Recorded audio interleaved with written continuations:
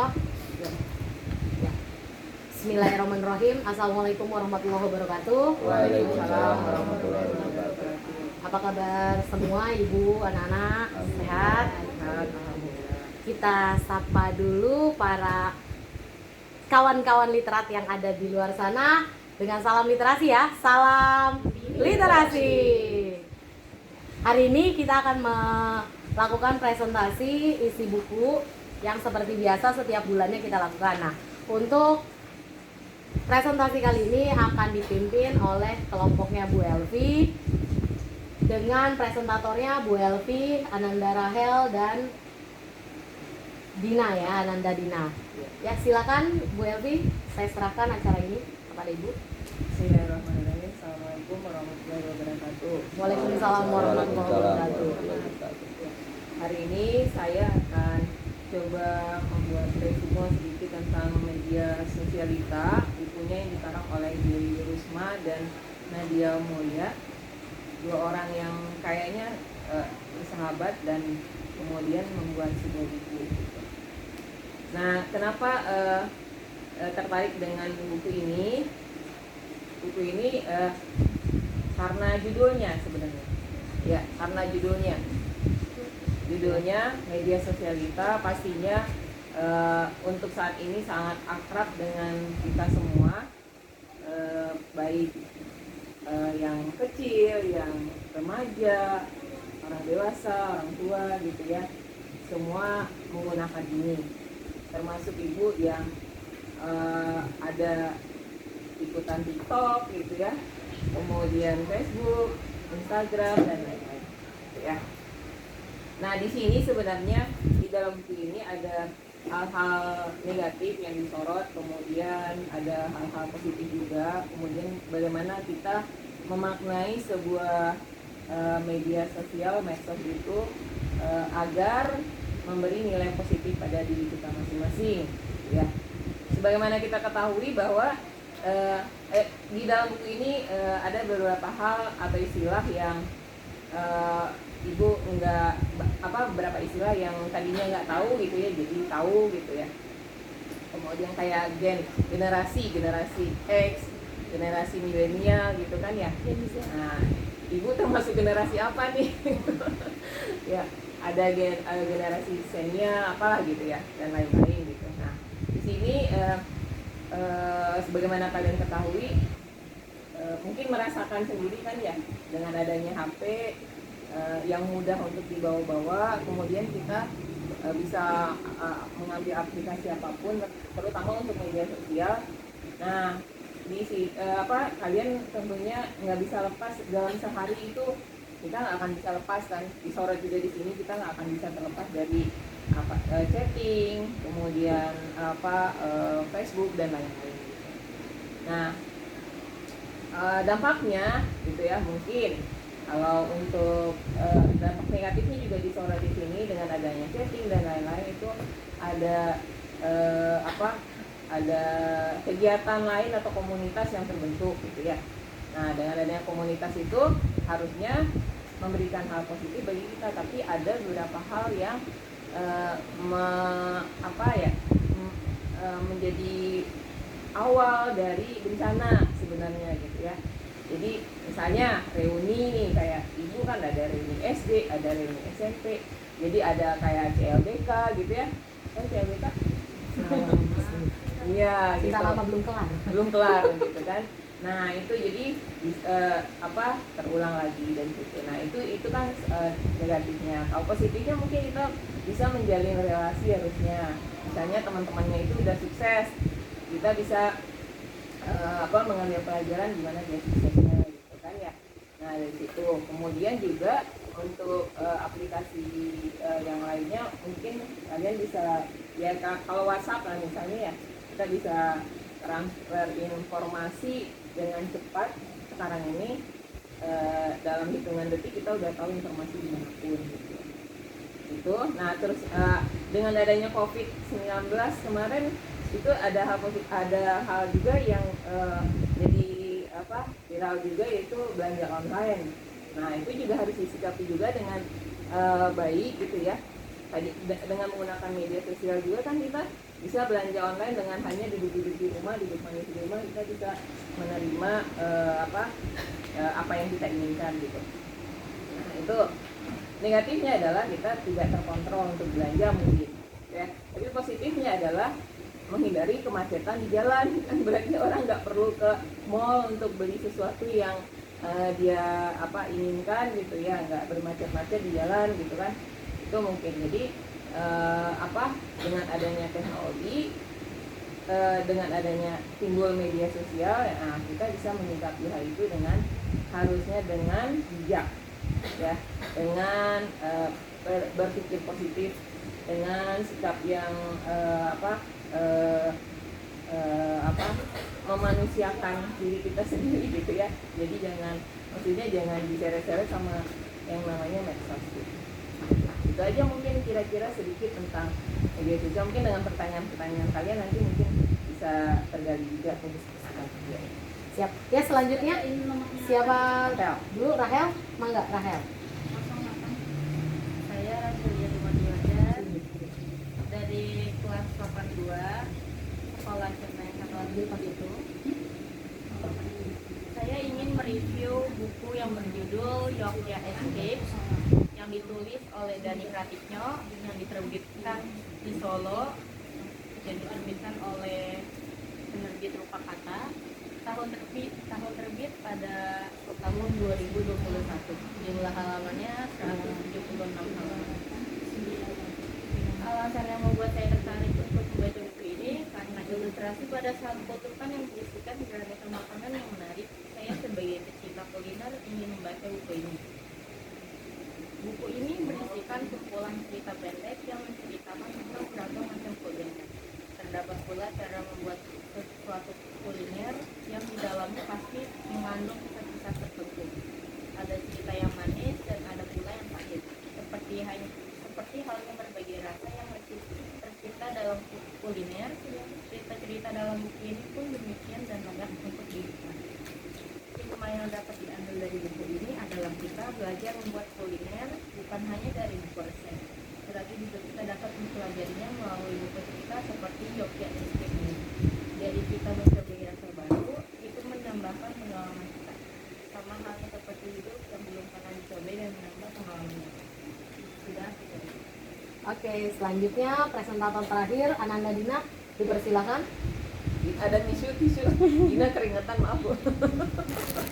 Tenang aja Dina. Sakit Dina? Apa lagi sakit? Oh gitu. Ya. Nggak usah panjang-panjang kan? Tunjuk bukunya, Nak. Assalamualaikum warahmatullahi wabarakatuh. Waalaikumsalam warahmatullahi wabarakatuh.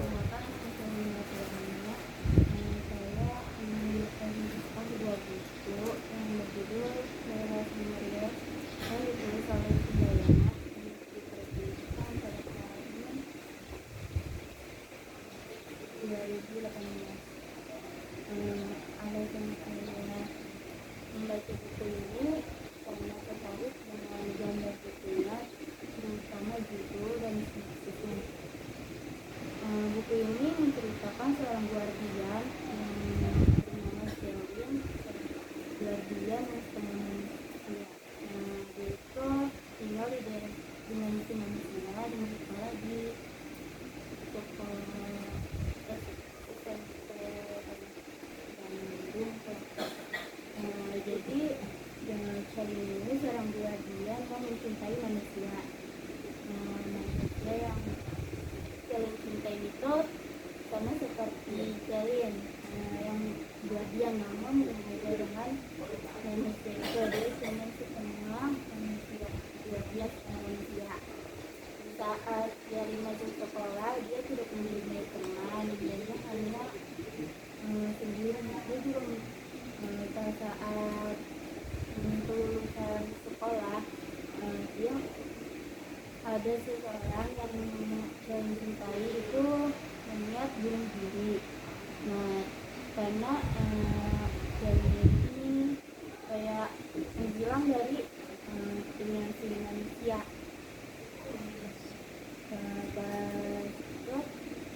Pas mau kuliah jurusan sekolah di Arfil ini yang manusia pengabdian ini ingin membunuh diri karena kesalahan sepelenya. Jadi saat membunuh diri ternyata dia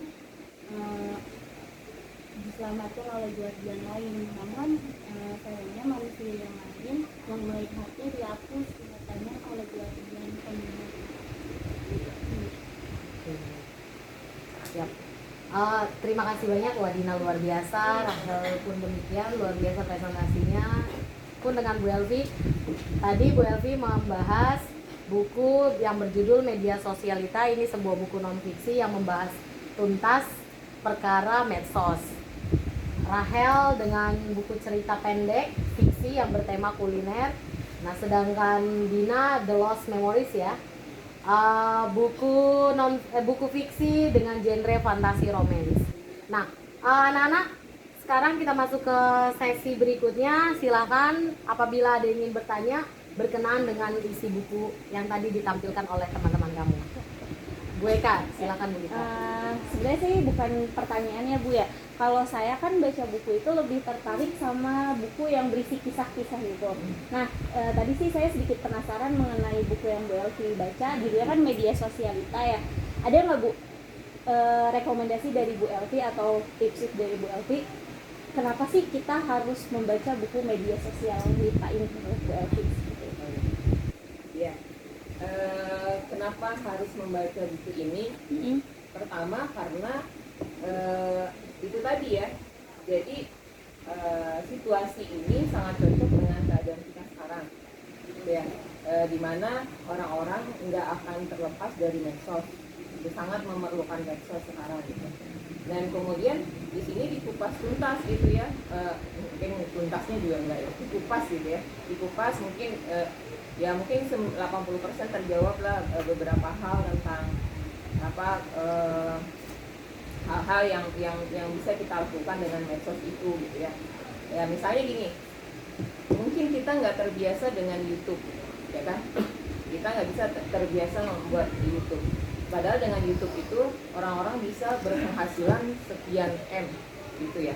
Hanya dengan duduk manis di rumah, bukan duduk manis sih sebenarnya, mereka kadang-kadang punya tim yang bisa membuat YouTube itu lebih tampilannya lebih bagus gitu ya. Cuman ada beberapa YouTuber yang saya lihat itu di luar negeri gitu ya. Saya senang kenapa? Karena mereka cuma mengandalkan kamera gitu ya, kamera yang bagus, kemudian keluarga yang ada aja gitu kan. Mereka bikin YouTube dan itu bisa menghasilkan. Nah, kenapa kita nggak kan syaratnya harus di monetize ya apa ya di gitu ya kan, harus itu dulu baru bisa kita untuk publikasi tentang YouTube kita gitu ya. Nah, saya juga nggak ngerti karena belum masuk juga ke sini. Nah, itu yang membuat saya tertarik juga gitu ya, gimana caranya gitu ya supaya kita bisa aktif di YouTube itu. Jadi ada satu kejadian waktu ini bukan karena presidennya Jokowi ya. Jadi presiden Jokowi pernah wawancara satu anak kecil, nanya, kamu kalau besar cita-citanya jadi apa? Cita-citanya jawabnya jadi YouTuber. Nggak tahu dia dapat dari mana gitu ya YouTuber. Nah, memang kalau dilihat gitu ya YouTuber yang ada di beberapa negara itu atau di Indonesia, mereka kan sukses gitu. Nah, kenapa kita nggak bisa? Kita coba gitu ya, kita coba bikin sesuatu yang menghasilkan juga ya dari YouTube. Kenapa bisa mereka banyak viewer ikut follower ya, followernya gitu. Nah, itu mungkin yang salah satu, bukan karena uangnya ya, bukan karena uangnya, tapi karena karyanya gitu loh. Mereka dengan karya hanya misalnya jalan-jalan online gitu ya, mereka kemana memperlihatkan dunia ini, di belahan dunia sana tuh kayak gini loh, terus keluarga saya itu gini loh, itu bisa menghasilkan. Nah, kenapa kita nggak bikin juga sesuatu di sekolah kita kecil gini, kita bikin sesuatu gitu ya untuk YouTube kita gitu. YouTube kita itu bisa dilihat orang itu mungkin terlalu muluk, tapi nggak salah kan kalau kita mencoba gitu. Bermimpi dulu supaya bisa jadi kenyataan. Mungkin harus semuanya harus mendukung gitu, termasuk kalian. Dan memang kalau saya perhatikan Bu, zaman sekarang ada peralihan ya, dimana kalau zaman dulu kan orang senang dengan sebuah cerita, kita senang nonton drama dan sebagainya. Kalau sekarang sepertinya bagi kita kehidupan orang lain aja udah hiburan. Misalnya nggak nontonin gimana keluarga orang merayakan hari raya, Iya. itu aja Senang. nah hal-hal iya ada pergeseran pangsa pasar kalau dari segi ekonomi itu seperti itu, karena mungkin kan memang ada peralihan zaman sekarang generasi Z yang nggak lepas dari teknologi. Nah mungkin maksudnya Bu Elvi gini, nah media sosial itu kita jangan sampai hanya jadi ya kita ada peralihan zaman generasi Z yang nggak akan lepas dari teknologi. Media sosial yang kita punya ya kita usahakan jangan cuma sekedar menjadi penikmat aja, atau kita jangan hanya mencari hiburan semata. Kalau bisa kita cari nilai lain selain nilai hiburan. Misalnya dengan chat aja kita bisa menjalin relasinya selain menambah kita menambah hubungan, kita menjadi orang yang lebih berjiwa sosial, menjalin silaturahmi juga, siapa tahu dengan relasi itu ada relasi bisnis yang kedepannya. Sedangkan sekarang aja P5 sudah ada yang namanya kewirausahaan ya Bu ya, jadi udah pendidikan nasional ini tujuan pendidikannya salah satunya adalah membentuk karakter wirausaha seperti itu. Jadi bukan sekadar dagang, tapi jiwa menjadi wirausaha itu udah melekat seharusnya seperti itu. Nah lewat media sosial mudah-mudahan bisa membantu kita menjadi ke arah sana. Ya, jadi video-video yang kamu buat cari apa ya kira-kira pangsa pasar yang lebih bermanfaat buat teman-teman. Jangankan yang presidenal itu, orang murid saya juga banyak yang saya tanya pengen jadinya bukan lagi zaman kita WK yang pengen ketika ditanya pengen jadi apa, dokter, insinyur, nggak kayak gitu. Zaman sekarang YouTuber, vlogger seperti itu. Nah jangan-jangan kalian juga cita-citanya begitu, pengen jadi vlogger Bu? Ya penulis sekarang nulis sudah lebih banyak lagi yang kamu senang menulis. Gemar menulis, tidak harus di buku.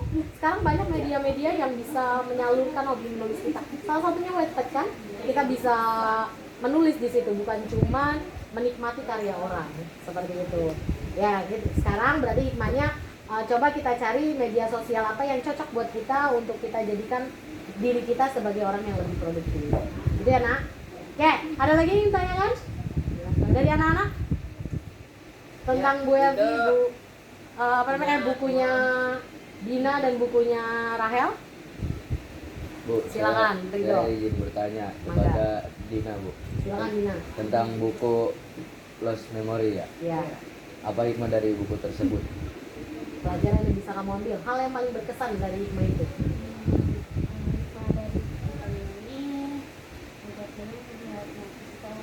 Hah? Tidak boleh Oh, tidak boleh Tidak boleh Pak? mengkhianati. Jadi orang yang amanah dapat dipercaya. Oke. Seperti itu. Karena harga kepercayaan itu sungguh mahal. Ya, jangan berkhianat ya. Kalau disuruh datang pagi semua ya. Oke. Ya, ada lagi yang ditanyakan? Mungkin dari perempuan untuk bukunya Rahel. Rahel Yoga Escape. Oh, silakan Umam. Apa dampak negatif dan positif dulu? Oh, kelebihan dan kekurangan dari buku yang kamu baca ini. Kelebihannya ditulis lebih ke cara menulisnya, kata-katanya itu mudah dipahami, gak banyak istilah yang bikin pusing gitu. Dan buat kekurangannya menurut aku ilustrasi di dalam buku sih. Ya, jadi maksudnya gini, tampilan bukunya kan udah mewah nih covernya nih. Ya kan, banyak makanan, bagus banget, menarik. Nah, alangkah lebih menariknya kalau ada ilustrasi, misalnya di sini membicarakan tentang martabak, harus ada ilustrasi martabak yang lezat kayak gimana, terus makna kan tadi kamu bilang ya, ada setiap makanan itu mewakili sebuah kisah. Seperti itu. Nah, si Rahel sebagai pecinta kuliner merasa tertantang dengan bacaan ini dan gaya bahasanya bagus, makanya buku ini menjadi menarik. Oke, ada lagi? Tina, Zahra, mau coba? Oke, sambil nunggu kalian berpikir, ibu dulu deh. Rahel, ibu mau tanya. Tadi dalam setiap makanan itu ada sebuah kisah. Ibu mau tanya, apa kisah yang paling menarik menurut kamu yang mewakili makanan tersebut sehingga berkesan di diri kamu? Kisah tentang makanan apakah itu? Karena setiap makanan punya kisah. Itu menariknya, setiap makanan Kalau punya gitu kisah. Pak Gudeg. sayur bronkos. Oh, Sayur bronkos, apa itu? Ya di Jogja. Sayur bronkos dan kisah ibu, dan kisah tentang ibu. Nah, Dulu di sini pemeran utamanya itu Danira. Ya. Danira punya seorang ibu yang sebelum meninggal itu bikin sayur bronkos.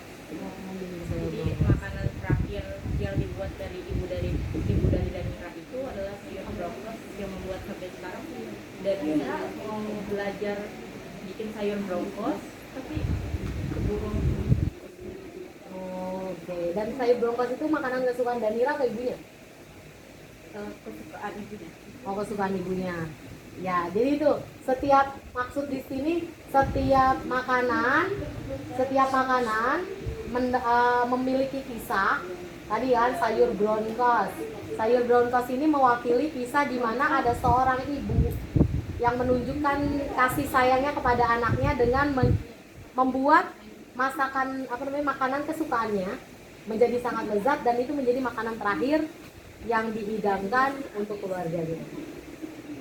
Seperti itu. Dan Danira pengen membuat sayur bronkos mungkin untuk kejutan kali ya kepada ibunya, karena dia belajar masak kesukaan mamanya, tapi ibunya sudah meninggal. Nah, hikmah dari cerita ini apa?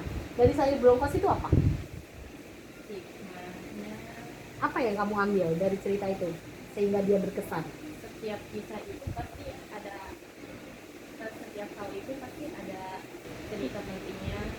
Kayak sayur bronkos itu makanannya kayak ini dia terdengar dia makanan doang, padahal menurut Danira itu bisa berkesan. Ada momen ya. Jadi intinya kita harus menghargai setiap momen yang ada sebelum terlambat.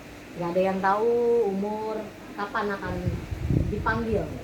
Kita dipanggil sama Tuhan itu kapan, kita nggak ada yang tahu. Jadi hargai. Misalnya nih kamu nanti pulang, mama masak apa? Ucapkan terima kasih kepada ibumu. Terima kasih mama sudah memasakkan makanan untukku hari ini. Seperti itu kan belum pernah ya kayak ini ya. makanannya enak sekali. Iya, makanya enak banget. Makasih ma. Itu bukunya ada sub-sub babnya Iya, gitu iya. per jenis makanan. Dan beda ini ya, kumpulan cerpen berarti ya jatuhnya ya, beda cerita kan ya. Ada nggak sih yang menurut Rahel ceritanya berkesan banget sampai susah buat dilupakan kisahnya dari salah satu Makanan apa gitu? makanan apa gitu, atau kisahnya yang paling Apa? nempel Ada banget di sebelah hati, juga nih. Iya. Apa? Pakai Makanan sayur apa ya bronkos tadi. yang bikin atau ada Saat semua orang layak bahagia. Nah, itu Makanan apa? eh, Tentang dua wanita yang sahabatan satu kerjaan mau makan di restoran. Sebenarnya nggak ada, yang dia pesan itu fresh wine soda, satu lemonade glass, sama dua bakmi spesial di empang tersebut. Jadi salah satu wanita itu mempercayai wanita yang satu lagi, menganggap dia tuh sahabat banget, padahal yang satunya itu berkhianat. Berkhianat sama suaminya. Jadi wanita yang satu itu sering ada masalah sama suaminya, tapi malah sahabatnya itu yang dipercayain sama dia malah merebut suaminya itu. jahat. Itu sih menurut aku. hubungannya dengan makanannya karena dia makan di situ sahabatan tapi sering ngumpul di situ gitu berdua. Jadi itu cerita yang paling berkesan menurut Iya. Oke. Siap. Ada yang ditanyakan lagi nak? Silakan silakan Vina. Perkenalkan, nama saya Rina Bisa dari Fakultas Mahasiswa. Saya mau bertanya kepada Gina. Nah, buku ini kan tadi menceritakan tentang dua jam setengah manusia. Dan maksudnya dua jam setengah manusia kenapa bisa jadi setengah manusia? Ya, jadi dia kan mempunyai anak. Nah, ini juga dari bagian, namun tidak banyak yang tahu. Jadi saat dia lahir sebenarnya belum tahu kalau dia itu bagian. Namun saat dicek darahnya akhirnya ketahuan kalau dia itu manusia sama bagian. Tapi kayaknya dimensi guardian ini di sebuah cerita udah hal biasa ya.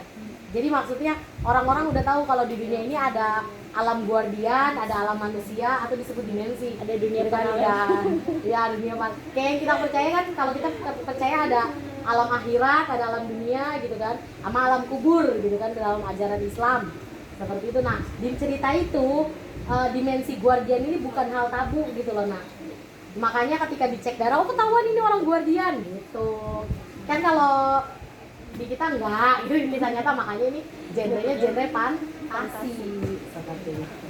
Ya bisa dipahami? Oke, ada yang ingin tanyakan lagi? Cukup? Ayo silakan Zahra.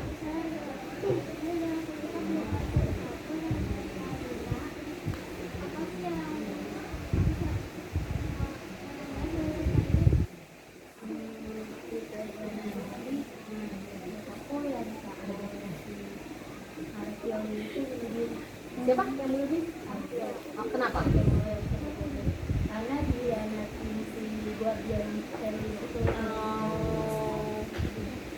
Jadi pas mau bunuh diri, tapi diselamatin sama cermin juga, karena kan dia juga mempunyai sayap. Jadi pas si Arvel ini jatuh diselamatin, namun semua manusia ingatannya dihapus. Jadi Dina suka adegan yang penuh ketegangan. Itu kalau dalam cerita kelima, suspense, ada ketegangan.